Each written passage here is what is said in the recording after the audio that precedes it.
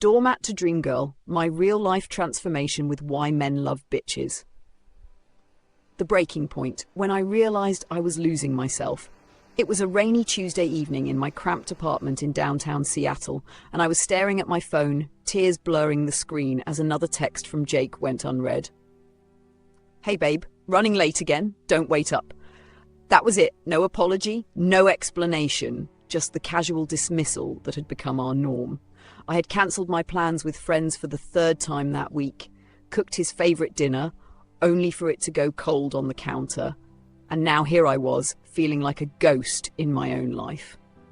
At 28, I was supposed to be thriving, fresh out of a promotion at my marketing job, building a circle of ambitious friends, but instead, I was orbiting around a man who treated me like an afterthought.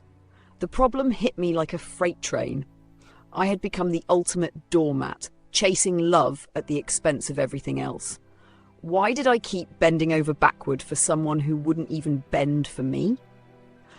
That night, as I scrolled through Goodreads in a haze of self-pity, Sherry Argov's Why Men Love Bitches popped up in my recommendations.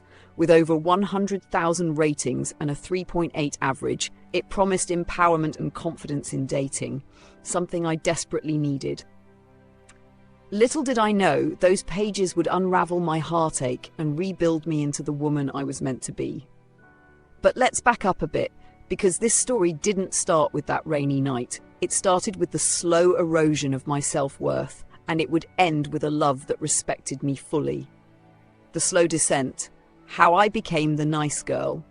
Trap, to understand the depths of my problem, I have to rewind to 2 years earlier, when I first met Jake at a networking event. I was 26, full of optimism, after landing my dream job at a tech startup. Jake was charming, a 30-year-old sales exec with an easy smile, sharp wit, and that effortless confidence that made my heart race. Our first date was magical. Coffee turned into a walk in the park, laughter flowing like wine.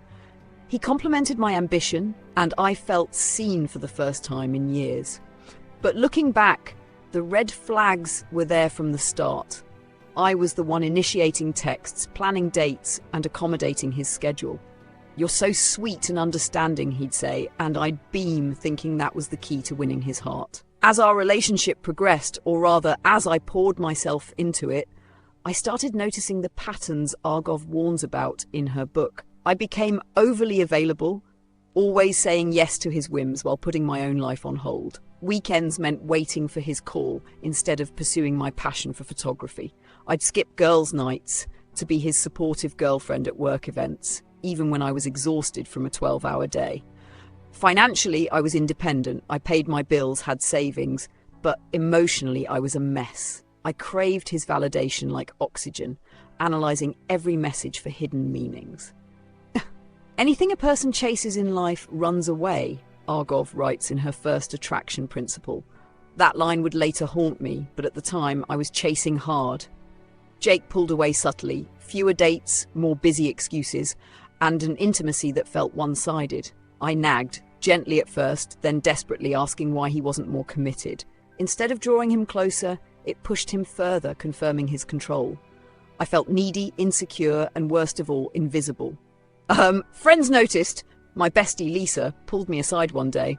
"Emma, you're glowing less every week. What's going on?" I brushed it off, but deep down, I knew. I had morphed into the doormat Argov describes, a woman who sacrifices her independence for scraps of affection, only to end up alone and resentful. The problem wasn't just Jake, it was me. I had grown up believing that being nice meant being accommodating, that love required self-sacrifice. My parents' marriage reinforced this. Mom always deferred to Dad, and I internalized it as the path to happiness. But by the time I hit that rainy Tuesday, the toll was evident. My career stalled because I was too distracted. My confidence plummeted, leading to anxiety attacks at work. Relatable? Absolutely. Every woman I've shared this with nods knowingly. We've all been there, haven't we? Pouring our hearts into someone who treats us like an option, wondering why our kindness isn't reciprocating. That's the hook of Argov's book. It's not about being a literal bitch, but reclaiming your power as a confident, self-respecting woman who attracts real love, not pity. And as I cracked open those pages that night, wiping away tears, I began the journey to solve it, not through more chasing, but through radical self-prioritization. Discovery in the first principle. Embracing independence as my anchor. The next morning, hungover from crying and coffee, I dove into why men love bitches. Argov's no-nonsense tone was a lifeline. A woman who is self-sufficient emotionally and financially is the ultimate turn-on. It resonated immediately. My problem, I was financially okay but emotionally dependent, letting Jake's moods dictate mine. The solution started with Principle 1, value your independence. Argov argues that men love bitches because they don't need a man to complete them. They're whole on their own. To build this in my story, I decided to act. I texted Lisa, "Girls' night this Friday?" My treat. No more waiting for Jake. That evening, I dusted off my camera and headed to a local park for a solo photo shoot. The click of the shutter, the fresh air, it felt like breathing again. Heartfelt moment. As the sun set, capturing golden hour shots of blooming cherry blossoms, I realized how much I'd missed this joy. It wasn't just a hobby, it was me reclaiming my identity. But applying it to Jake was harder. He called that night expecting me to drop everything for a last-minute movie. "Sorry, I'm out with friends," I said, my voice steadier than I felt. Silence on the line. Then, "Oh, cool, talk later." For the first time, he sounded off balance. Argov explains this. When you're unavailable, you become a challenge, sparking pursuit. Over the next week, I built habits around independence. I enrolled in an online photography course, budgeted for a weekend getaway with Lisa to Portland, and even updated my resume for a potential side hustle. Financially, I opened a me fund, $200 a month just for self-care, no sharing with Jake. The transformation was subtle but profound. I stopped over-analyzing his texts. Instead, I focused on my glow-up. Relatable? Think of those times you've cancelled on yourself for a guy. This was my rebellion. By week's end, Jake texted more frequently, asking about my day. Coincidence? No, independence was solving the pursuit problem, drawing him in without me lifting a finger to chase. Yet, the real test came when conflict arose. Jake flaked on our planned dinner, blaming work. Old me would have forgiven instantly, rescheduling around him. New me, armed with Argov's wisdom, responded, "No worries, I'll grab takeout and edit my photos." I didn't nag or plead, I just lived my life.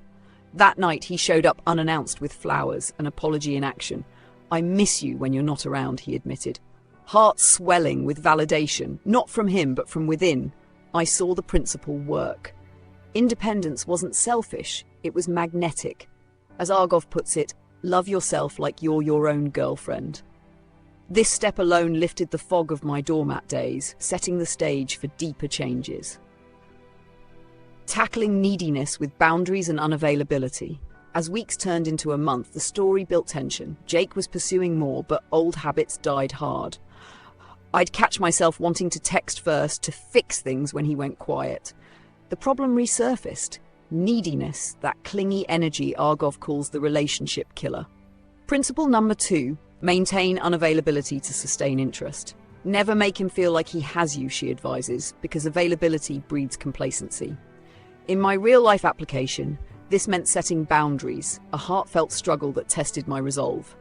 Picture this. A Friday night, Jake invites me to his company's happy hour. Excitement bubbled, finally integration into his world. But as I got ready, doubt crept in.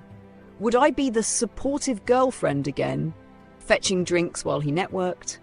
Drawing from the book, I decided to go, but on my terms. I arrived fashionably late, chatted with his colleagues independently, and left early for a solo art exhibit I'd booked. Heading out. Have fun, I texted. His response, "Wait, you're leaving? Come back!" The chase flipped. He called twice that night, eager to see me the next day. Relatable heartache. We've all stayed too long at a party we hated just to please him. This boundary solved it. Unavailability created mystery, making me the dreamgirl he couldn't pin down. Building on this, I addressed nagging, another doormat trap. Jake often left dishes piled up when he stayed over, a small annoyance that escalated my frustration. Instead of confronting, I'd seethe silently or clean up resentfully. Argov's principle number 3, avoid neediness. Don't nag, use power dynamics. Nagging reassures him he has the upper hand, she says. Solution? Calm assertion.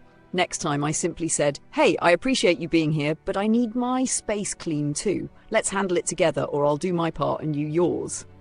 No drama, just self-respect. He stepped up, washing dishes without argument. The emotional payoff was huge. I felt empowered, not petty. Friends noticed my shift. Lisa said, "Emma, you're radiating confidence. What's your secret?" I shared the book and soon we were discussing it over wine, bonding over shared stories of past heartbreaks. But tension peaked when Jake suggested a weekend trip, his idea of commitment. Old me would have jumped. New me paused. Was this mutual or another way to test my availability? Applying principle number 4, control the pace, keep it slow. Argov warns against rushing as it burns out the spark. Sounds fun, but I'm committed to my photography workshop that weekend. Next month?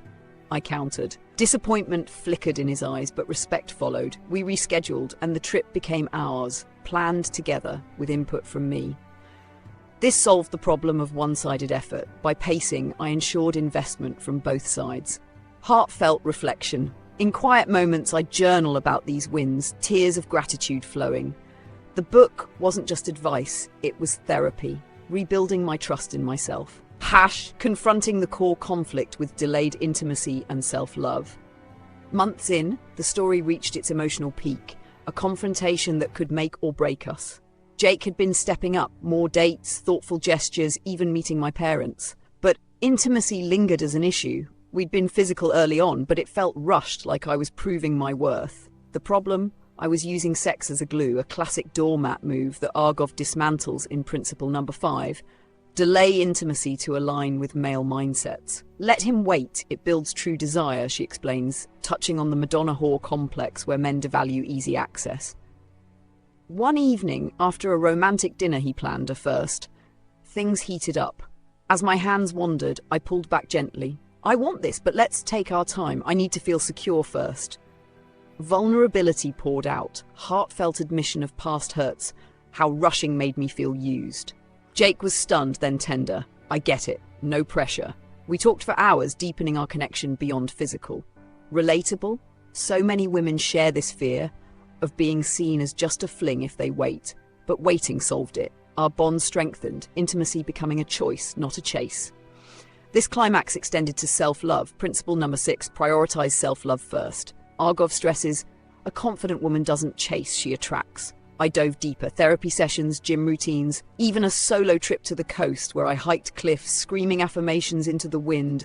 "I am enough!" The wind carried my doubts away. Back home, Jake proposed exclusivity, not casually but earnestly. "You've changed me, Emma. I want this for real." Tears welled. This was the payoff of solving my core problem, transforming from doormat to dreamgirl through unapologetic self-respect. A new chapter of mutual respect. With the conflict resolved, the story closed its loops. Jake and I built a balanced relationship, shared decisions, mutual pursuit, no more doormat dynamics. We traveled to Portland together, capturing photos side by side, his support amplifying mine. Financially independent, I launched a freelance photography side gig, thriving at work with renewed focus. The book's principles wove through our life. Unavailability meant date nights stayed exciting, boundaries prevented resentment, pacing ensured sustainability. Heartfelt takeaway, love isn't sacrifice, it's amplification. Argov taught me that bitches win because they demand equality, attracting men who match their values. My Goodreads review? 5 stars. This book saved my heart and my relationship. Relatable for every woman who's felt invisible. Start with independence, layer boundaries, and watch love transform. Your turn to reclaim power. What's your doormat moment? Grab Why Men Love Bitches, apply one principle today and share your story. Empowerment awaits.